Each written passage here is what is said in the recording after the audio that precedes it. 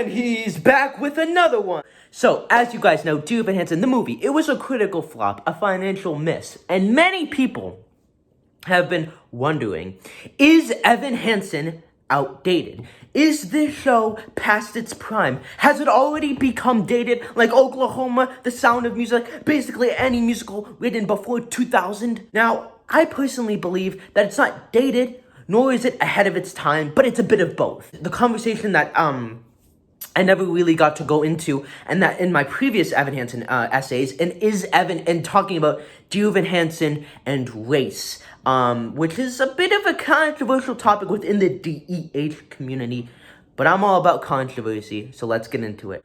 So first, I'm going to tell you why Evan Hansen is outdated, but then I will tell you why it's very much ahead of its time. So why has Dear Evan Hansen become dated since it came out in 2016? So these, I think, are the core answers to that question. So first of all, Dear Evan Hansen was produced and written back in 2015, 2016, but it was developed going back to 2009, 2010. And while this was not that long ago, it is kind of the culture and the way society thought, and it was so different. You know, it was the beginning of social media, of Twitter. It was all new. I think because of that, it felt very fresh and modern and in the now. And there weren't a lot of teen musicals like Dear Evan Hansen that were being written at the time. Yes, you had your Spring Awakenings, you had Grease, but you know, Heathers was off Broadway and it didn't get big until much later on. Be More Chill was not very known well until after Dear Evan Hansen. So the teen musical was seeing a rejuvenation in Evan Hansen. And there wasn't a musical that at the time focused on social media and how that affected young kids. And there really hasn't been one at the level that Evan Hansen has gone to either. But we were living in an era of oversaturated teen musicals about social media and about fitting in, and so it all feels very cloying and inauthentic, and it's the same thing over and over and over and over again. It's not the new, modern, fresh, exciting thing anymore.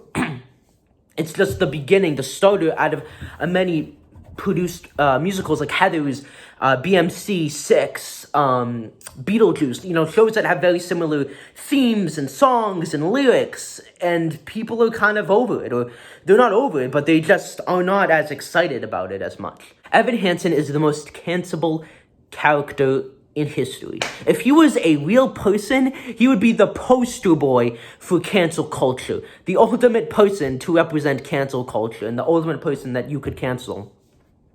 Because he does morally terrible things. But in this environment of cancel culture and us being, and I'm going to say it, we're too soft. We're snowflakes. I hate using Republican ideology in terms, but it's true. We don't have perspective, and we cancel things, and we use emotional logic instead of intellectual logic. And I think we don't have perspective. I think, 10 years from now, we'll have perspective, and we'll be like, we went a bit too far, we were a bit too sensitive, we were just, in it so much. Because there's a lot of anger in the world, a lot of division, COVID's happened. I mean, the world is a much different place than it was when Evan Hansen came out. Pascal Paul, in the Dear Evan Hansen book, and I found this out by listening to Musicals with Cheese podcast, and I actually read the book, but I completely forgot about it, was that Pascal Paul saw a live workshop before it went to DC, which was when it first premiered, and they felt like it was a bit messed up. They didn't like it, they wanted to pull it, they wanted to fix it, but the producers said, no, we're going to continue on, and then the songwriters, Pascal Paul, thought, we can't do this to Ben Platt and the cast, and they love it, so they tried to fix it as much as possible. And so people who are Evan Hansen haters are rejoicing right now. They're clapping. They're like, yes, we won. We got him, folks. We got him. But here's the thing. I think that while that, they felt it was messed up, we don't know what their opinions are and have they changed since then. And I would love to know what they think of the show now. But the show that we got is the show that we got. And I've defended it staunchly. I think I made some great arguments. You can check out my 2 essays that I did. I'll leave them. They'll be right there on the screen. And I will leave them in the description down below for new people that have not seen me before. And I want you to really listen to them. And if you want to debate me in the comments, do whatever you want. Direct message me. We can have a talk about it. Evan Hansen is a show about a morally gray character, and that alone is not good enough. We are in a society, in a culture that is so black and white. You're good or you're bad. There's no morally gray area to be in. But Evan Hansen is that. He's not this. These characters are. There's no good or bad person in Evan Hansen. These characters are flawed individuals. These people make morally gray choices. They were messy and complicated and controversial and authentic. And that's what people crave. But at the same time, they don't want that. There's people don't want gay slurs used or, racist slurs used in movies and TVs. And I don't think we should. But if we're representing a culture in America or Catholic schools, for example, or schools in general, and I was to make a show and using my past experiences, and there have been instances at my school where people have used bad slurs, I would include them.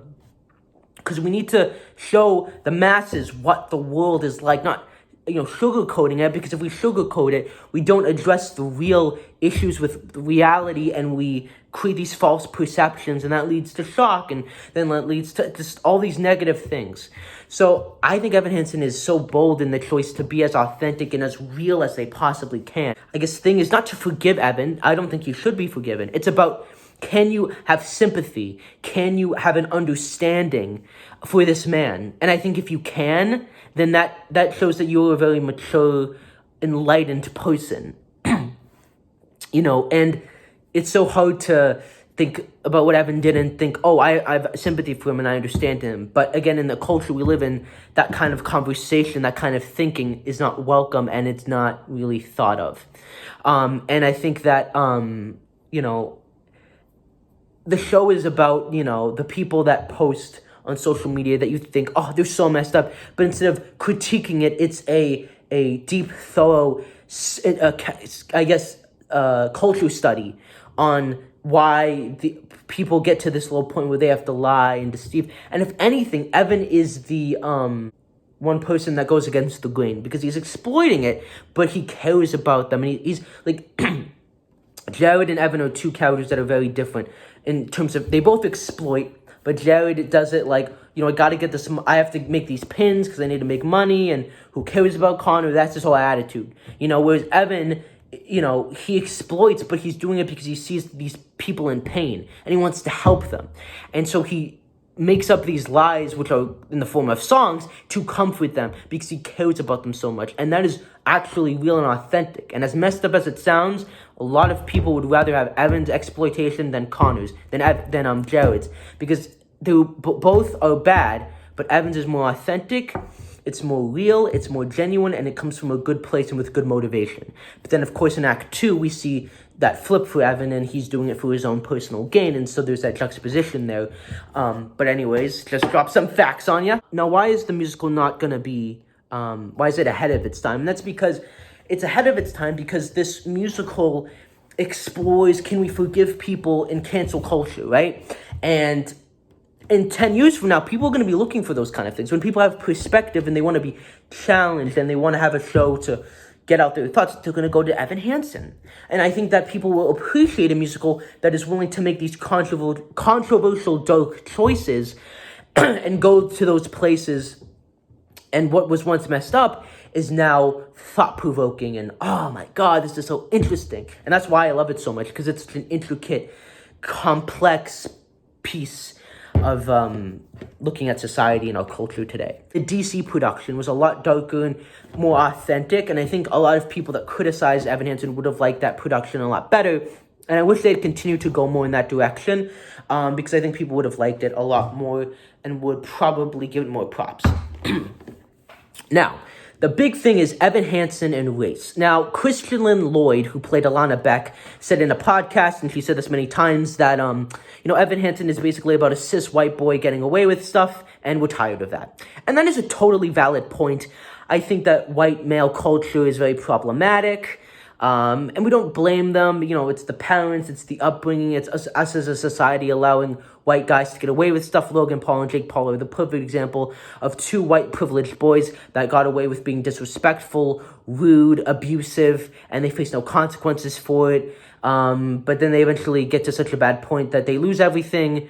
But then Logan actually got better. So, Yeah, and I know I kind of went into a completely weird direction, but I think KSI and Logan Paul too is a perfect example of a white male getting humbled and getting better for it. And hey, we saw a prime physical example of Logan, a white boy, getting humbled, getting his dues, paying for his mistakes, and coming out a better person. Now, I think that, so I just wanted to pin that in as an example. And I definitely do think that, those kind of musicals exist all over the place, though. But I think Evan Hansen is a referendum, a kind of a pushback on the white male culture. Because white males, if they get caught in something, they will deny it. They will think that they did nothing wrong. They will not change. Whereas with Evan, he is crazy enough to confess the truth and then actively try and be better and do the right thing. And in the movie, he does something that white males wouldn't do, and that's expose themselves and take in the hate and face the consequences. And I think if white males did that more and we saw more of society do that to white males, the culture and the society would be a lot better. I wondered if Evan was black, would people just say, well, it's a black, would they just then say male? Or and I feel like people wouldn't attack a black male for doing that. But then yet again, black males don't get away with a lot of society, so people would be like, they were exception. But we need to take out race and be like, Evan did a morally wrong thing, but he, I think, was the one person that did not stay with the culture and owned up to his mistakes and said the truth in the movie and in the musical, just tried to be a better person and was a genuinely good person until the end. So I know I dropped a lot of knowledge on you. I was talking a lot. Hopefully that made sense. And I do think that Evan Hansen would have worked better as a 2010 musical, and what I mean by that is released between 2009 to 2013, 14, 15. If this musical came out in 2008, 7, it would probably have a very long line of years where it would have been praised, and now it probably would be getting called out. So I think it would have always got called out in the culture we're living in now, but it probably would have had a lot more prosperous years had it come out later, because people would have been like, wow, a musical about something that doesn't even exist or that's just starting out. So yeah, so that's my thoughts on it. Thank you for watching. Like, sub, and comment. I love talking about this show. Thank you for all the support, and I'll see you guys in the next video. Peace.